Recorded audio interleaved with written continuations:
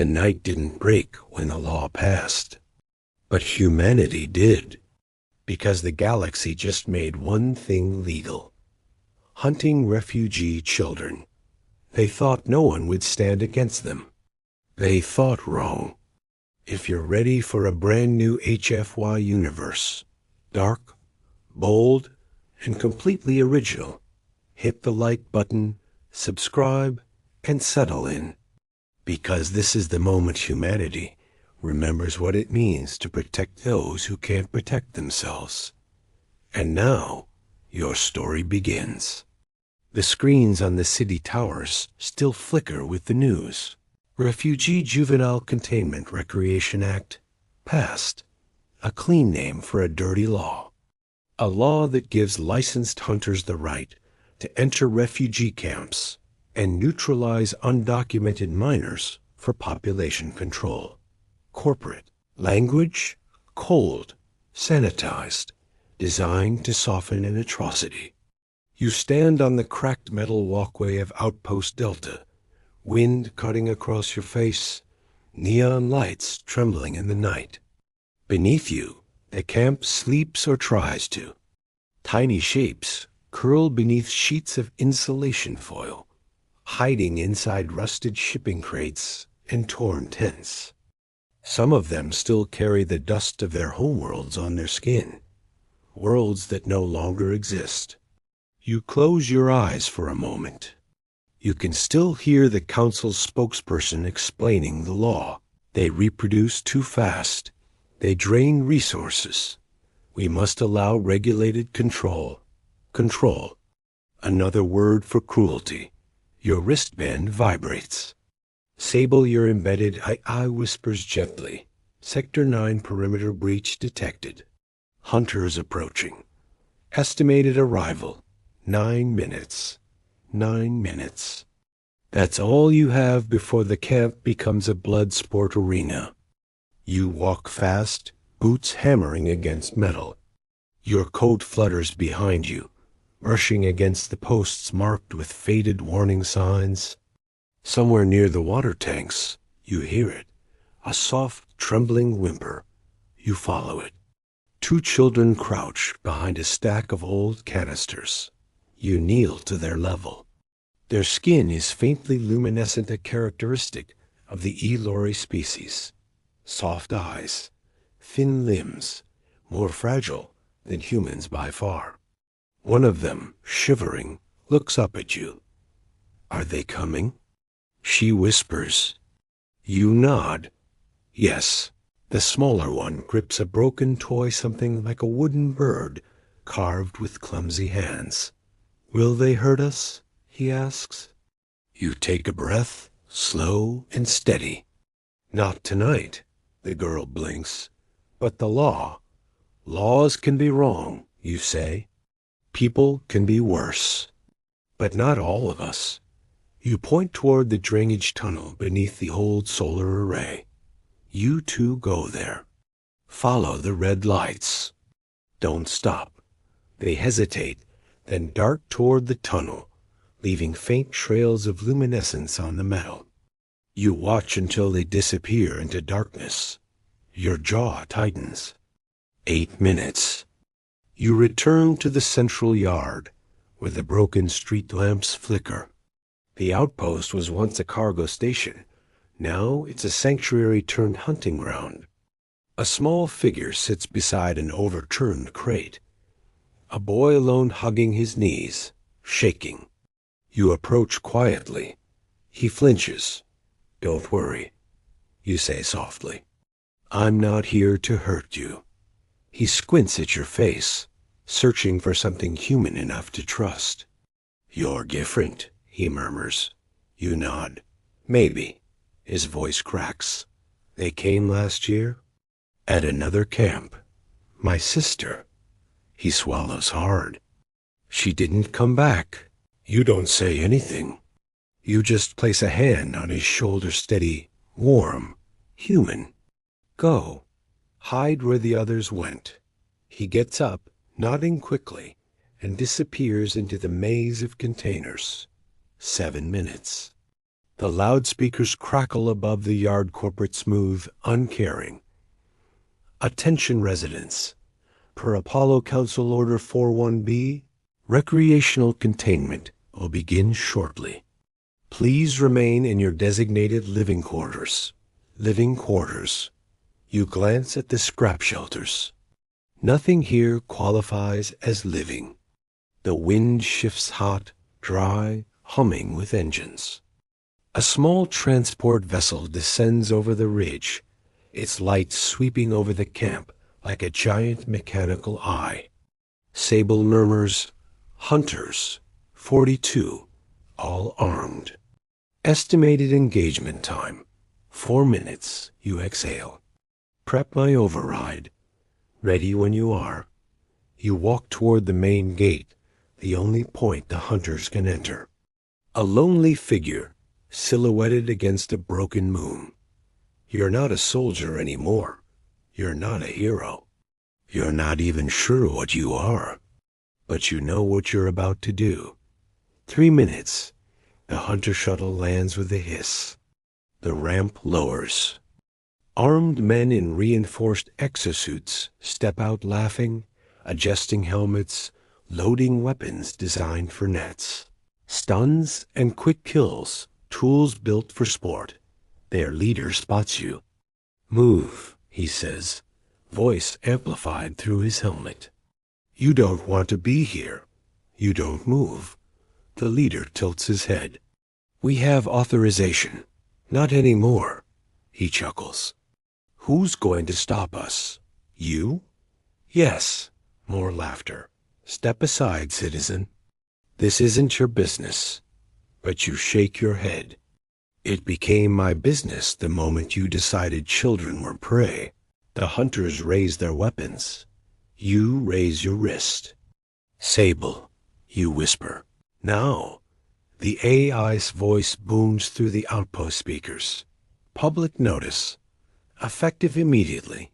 By order of the Human Rights Tribunal Enforcement Division, all individuals engaging in or supporting juvenile refugee hunts are designated as rogue predatory combatants. Live or incapacitated bounties now active."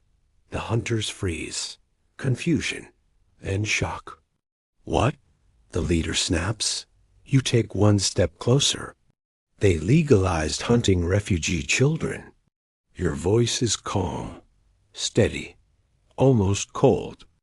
"So we legalized hunting you." A ripple of panic spreads through the hunters. The leader tries to aim, but you're already moving. You duck under the barrel of his rifle, twist his arm, and smash him into the metal gate. Sparks burst across his armor as Sable hacks into his exosuit, forcing it into lockdown. He collapses, immobilized. One down.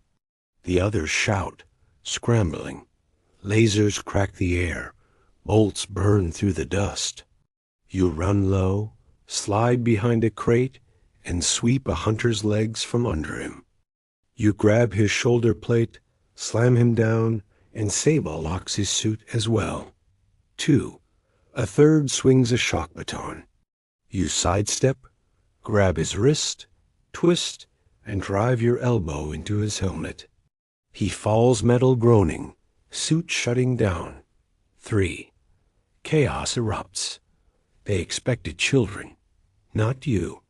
Sable updates you between breaths. 15 incapacitated. You grab a discarded net launcher. Fire once. Twice. 2 hunters collapse, entangled in electric mesh. 17. A plasma bolt grazes your shoulder, sending a jolt of pain through your arm. But pain is familiar. Manageable. Human. You grit your teeth and keep moving. A hunter tries to retreat toward the shuttle. You intercept him, pinning him against the hull. "No escape tonight," you hiss. He collapses with a terrified whimper. 20. Another swings wide. You parry with your forearm, grab his helmet, and slam his head into the loading ramp. 21. Heavy footsteps behind you. A giant exoframe, industrial grade. The operator roars, raising the arm-mounted cannon. You breathe once, twice, then sprint forward, sliding beneath the barrel, planting your palm against the access port on the mech's hip. Sable open it. A spark, a crackle. The mech powers down completely, collapsing like a dying beast. 22. Breathing hard, you stand in the center of the yard. Blaster smoke, dust, silence. The remaining hunters back away, hands raised, suits glitching from Sable's intrusion. One stutters. Why do you care? They're not even human. You stare at him. They're children. That's not a reason. It's the only reason that matters. You press your wrist console. Coordinates ping. Tribunal drones descend from the sky, scanning, tagging, collecting the hunters. Sable whispers, all targets secured. Bounties locked. Camp is safe, for now. You turn back toward the shelters. One by one, small faces peek out. Eyes wide, hope flickering like candles against the wind. A tiny Ilori girl steps forward, the one with the wooden toy. She approaches you slowly. You stop them. You kneel. Yes. Her voice shakes. Will they come again? You take a long breath. They might. She nods, small but brave. But you'll be here?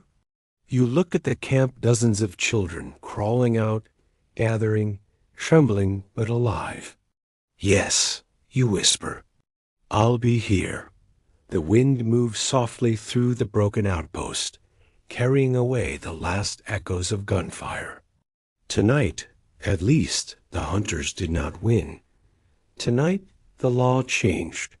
Not on paper, not in the council, but in action. And the galaxy will remember this night, the night humans put a price on the hunters. The night is quieter now. Not peaceful peace is a luxury Outpost Delta hasn't known in years, but quieter. The hunters lie bound near the shuttle, their suits locked down, their weapons disabled, their bravado shattered. Tribunal drones hum above them, scanning, documenting, tagging each one like animals they claim the right to hunt. And the children? They finally dare to breathe again. You walk through the dim corridors of the camp, boots crunching over broken concrete, metal, sand, and discarded plasma casings, signs of the chaos that unfolded only minutes ago. Glow lamps flicker overhead as if exhausted by the night. A soft sound stops you, not crying, not fear. Laughter small, cautious, fragile. You follow it to the far corner where the younger Ilori kids huddle together. They're playing with a cracked solar lantern, touching its flickering beam with trembling fingertips. As soon as they see you, the laughter stops. Dozens of small eyes turn toward you, a mixture of awe and disbelief. You kneel so you're not towering over them. It's okay, you say. You're safe. A tiny boy steps forward, barely reaching your waist. He lifts a hand toward you, then pulls it back quickly, as if unsure whether he's allowed. You offer your hand. He places his palm against yours, small, glowing faint blue, and whispers, "Thank you." You nod, your throat tightening. They won't hurt you again. The boy tilts his head. You promise? You take a slow breath. I promise. And I don't break promises. The children relax slightly, shoulders loosening, breaths steadying. It's not trust, not yet, but it's the fragile beginning of something that might become trust.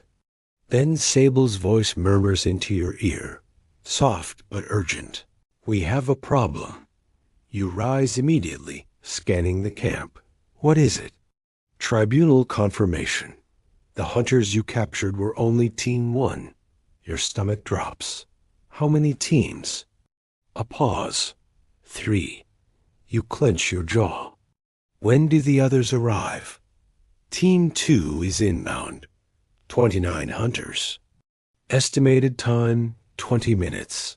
20 minutes. You look at the children, exhausted, frightened, trying to pretend they aren't terrified of being hunted again. 20 minutes is nothing. You walk quickly toward the command post, the old control tower perched on a platform of rusted steel beams. Its windows are broken, its walls covered in graffiti left by refugees who tried to make this place feel like home. Inside, consoles spark and sputter with failing circuitry. You sit before the cracked central screen as Sable begins patching into the network. Then, show me the hunter's approach vector, you say. A holographic map flickers alive blue lines marking terrain, red dots indicating hostile signatures. They move fast, coordinated, military-like. Not amateurs looking for sport professionals. Sable's voice sharpens. I do not recommend direct combat. You are injured. Your shoulder is bleeding. You glance down at the burn mark across your arm. You hadn't even noticed the blood. Doesn't matter, you mutter. What matters is the kids. Sable sighs artificial, but almost human in its frustration. You are one man, and they're children. You begin pulling up camp schematics, studying the paths, tunnels, old ventilation shafts, water collectors.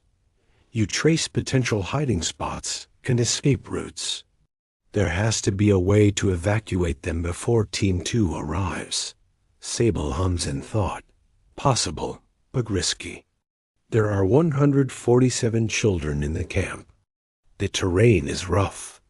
Many are weak or injured. Some cannot move quickly. You rub your forehead. There has to be a way. Then, a distant explosion rumbles across the night sky. You freeze. Sable reacts instantly. That signal. It's not the hunters. A moment later, the comms buzz. A low, steady voice crackles through. Delta Outpost, this is Resistance Unit Gray Spire. We received your distress ping. Hold your position. Extraction inbound. You blink? Resistance? Sable whispers. I did not contact them. Then who? The comms crackle again. We tracked the tribunal notice. Someone finally stood up to the hunters. Someone human. We're here to help. Your heart pounds. The Gray Spire, a rumored underground network of humans and alien allies who've been fighting quietly against the Council as darker operations. Their ghosts whispers legends told in refugee camps to give the children hope. You lean toward the mic. Identify yourself, the voice replies. Captain Mara Vance. And if you've bought those kids even 10 more minutes of life, you have no idea how long we've been waiting for someone like you. Sable whispers. Extraction ETA. 9 minutes. 9 minutes. That's better. Not safe, but better. You rush out of the control tower, shouting toward the children and the older refugees, emerging cautiously from their hiding places. Everyone, gather by the central cargo lift. Move now. Adults scramble, guiding the smaller ones. Some carry the injured. Others haul what little supplies they have: blankets, ration packs, family trinkets. Fear fuels their speed. You're halfway across the yard when a sharp crack splits the air. A sniper shot. High velocity, long range. You dive behind a crate as dust erupts beside you. Sable hisses. Team 2 has arrived early. They must have used a jump shuttle. You look up toward the ridge. Black silhouettes appear against the moon, dozens, moving with predatory precision. Laser sights sweep across the camp. One lands on a child. Your stomach twists. You spring out from cover, sprinting faster than thought, grabbing the child and diving behind a steel pod an instant before the sniper fires again. The blast scorches the metal where her head had been. The girl clings to you, shaking. "Is it them?" she whispers. You nod. It's them. Voices shout from the ridge amped by external speakers. Step away from the refugees. They are legally marked targets. You stand, pushing the girl behind you into a safe cluster of adults. You shout back, "You call this legal? Hunting children?" The leader of Team 2 appears, taller, armored differently, helmet shaped like a bird of prey. He raises a hand. Hunter Team 1 has not checked in. You engage them. That is a violation of, "Your law doesn't matter to me." The leader tilts his head. "It will when you're dead." The hunters open fire. Plasma streaks across the camp. Crates explode, sand erupts, children scream. Adults form human shields. You rush toward the nearest collapsing shelter, grabbing 2 kids and pulling them to safety. Sable, you pant. How long until Gray Spire arrives? 5 minutes. 5 minutes feels like a lifetime. You move through the chaos, pulling children behind barriers, directing adults, deflecting stun nets with metal poles, smashing drones that swoop too low. Your muscles burn, your shoulder bleeds again. But you don't stop. You can't. Each second feels like saving a world. Another blast shakes the air. You turn and see a cluster of kids trapped behind debris, cornered by 3 hunters advancing with electrified nets. You run. You don't think, you don't hesitate, you just move. You grab a pipe from the ground, swing it, and the first hunter's visor cracks. He stumbles back. The second aims a net launcher. You yank him down, using his own net to bind him. The third grabs you by the collar, slamming you into a wall. Pain shoots through your back.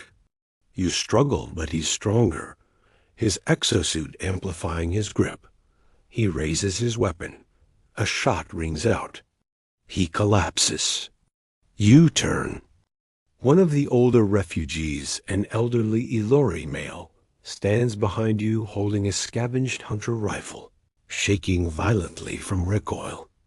"I may be old," he mutters, "but I am not helpless." You nod once, breathless. "Good shot." He smiles a small, exhausted smile. Another explosion shakes the ridge, but this time it's not plasma. It's artillery. A sleek gunship bursts from the clouds, engines roaring, lights cutting through the smoke. Gray Spire has arrived. The sound is thunder. The sight is hope. And the effect is immediate. The hunters scramble, panicked, firing wildly, as the gunship deploys countermeasures and fires stun rounds that detonate into waves of shimmering energy. The sky becomes a storm of light. The ground vibrates. Dust whirls. Voices shout, "Evacuate them. Move the children. Cover the flanks." Ropes drop from the gunship. Resistance soldiers slide down humans, aliens, all wearing Gray Spire insignia, a silver spiral carved through a broken star. Captain Maravance lands with practiced grace, helmet retracting to reveal steel-gray eyes and a scar running across her cheek. "You're the one who captured Team 1? She asks, scanning the battlefield. "Yeah." She nods once, impressed. "You're either very brave or very stupid. Maybe both." She smiles a grim, tired warrior's smile. Well, whatever you are, you're exactly what we've needed. Her team moves fast, forming defensive rings around the refugees, creating corridors of safety. Children rush toward the gunship's loading ramp. Adults follow, guiding, carrying, limping, crying. Mara shouts, "Get them aboard, all of them." You help herd the last group toward the ramp when a sudden cold prickle crawls up your spine. Instinct, you turn sharply. The leader of Team 2 stands behind you, wounded but alive, weapon raised. "You should have stayed out of this," he growls. He fires. You brace, but the shot never hits. A figure leaps between you and the blast. A child. The Ilori boy from earlier, the one who touched your hand. His small form collapses against you, glowing skin dimming, breath trembling. You catch him, falling to your knees. "No, no, stay with me," you whisper urgently. His gaze finds yours tiny, brave, breaking. "You promised," he breathes. You grit your teeth. "I know. I won't let go. Just hold on." But his tiny hand slips from yours. And something inside you, something primal, ancient, unbreakable, ignites. You stand, lifting the boy gently, handing him to a medic. Then you turn toward the leader. Your voice is low, cold, deadly. "You shouldn't have done that." The hunter raises his weapon again, but this time Mara is faster. A single stun shot slams into his chest, dropping him instantly. "Get on the ship," she shouts. "Now." You hesitate, staring at the battlefield, heart pounding with grief and fury. Mara grabs your shoulder. "We're not leaving without you." You nod and run up the ramp as the gunship blasts skyward, carrying the children away from the nightmare below. Outpost Delta shrinks beneath you, a dark scar on a dark world. But tonight, because of you, 147 children live. And the galaxy has seen something it hasn't seen in a long time. Humans standing up for someone who couldn't stand at all. A storm is coming. A war you didn't ask for. But maybe, just maybe, you're exactly the one who will end it. Tonight, we finish it. Tonight, you learn how a single human with nothing left to lose changed a law, a world, and a species. Now, lean back. The galaxy is watching what you're about to do. This story continues. You always imagined that revolutions would sound like roaring crowds, burning banners, collapsing governments. You never thought revolution would begin with the sound of a child's breathing shallow, weak, fading in your arms. Phallus, the little survivor of the hunt, sleeps against your chest as the elevator rises through the heart of Doravan Prime's central spire. She doesn't know what's coming. She only knows one thing. You haven't put her down since the moment you saved her. Maybe that's why she trusts you. Or maybe because you rehuman, and humans have a strange habit of protecting things that the galaxy discards. A strange habit the galaxy is about to regret underestimating. A elevator stops. Steel doors hiss open. A cold chamber spreads before you, illuminated by blue holoscreens spinning with legal code, contract updates, line-by-line breakdowns of what used to be called the Refugee Predator Act. There, at the far end of the chamber, sits the most dangerous being in the galaxy. Not a warlord, not a mercenary, not a monster, a politician. Varen Solus, author of the Hunt Law, seller of children, architect of nightmares. And now your final target. He lifts his eyes. He's calm, Too calm. I thought you'd come, Varen says, folding his hands. Humans are predictable. You bond. You protect. You become irrational. You step forward. Not irrational, you say. Human, he chuckles. You've come to execute me then? No, you reply, and the word carries a weight he wasn't prepared for. I've come to show the galaxy what you did. The planned nitrogen monoxide. One saw coming. Every hunter you killed wore body cams. Every raid you struck was silently recorded. Every rescued child carried a location tag stamped with the hunt law's approval. You broadcasted it. Across all systems. Across all nations. Across all species. Billions watched the truth as it unfolded. The screens, the chases, the trophies, the betting markets, the crowds cheering. And then you, the lone human charging into the dark with a child in your arms. They saw hunters fall. They saw children protected. They saw humanity rise. And now, in this room, is the final piece. Varen Solis, the man who made it legal. His face flickers across hollow billboards in real time as your hidden drones stream the confrontation. He finally understands. You're not here to kill him. You're here to destroy him. Forever. The galaxy turns outside the spire. Riots erupt. People thousands demanding the law's reversal. Demanding the hunters be arrested. Demanding Varen be stripped of power. Demanding justice. Children chant your name. Refugee parents hold signs with your face on them. The galaxy is choosing sides. And for the first time in months, it's choosing the right one. Your voice rises. You said refugee children were statistically worthless. You said they were excess. Population. You said hunting them was efficient. You stepped closer. You forgot what humans do when someone hurts kids. A beat. Silence. And Varen whispers, "You're going to destroy civilized order." "No," you reply. "I'm building one." The decision hidden in plain sight. Phallus stirs in your arms, eyes fluttering open. She looks at Varen, not with fear, but with confusion, as if she doesn't understand how one being could hold so much darkness. You put a hand gently on her hair. "It's okay," you whisper. "You're safe." But the room is not safe. Not yet. Varen stands.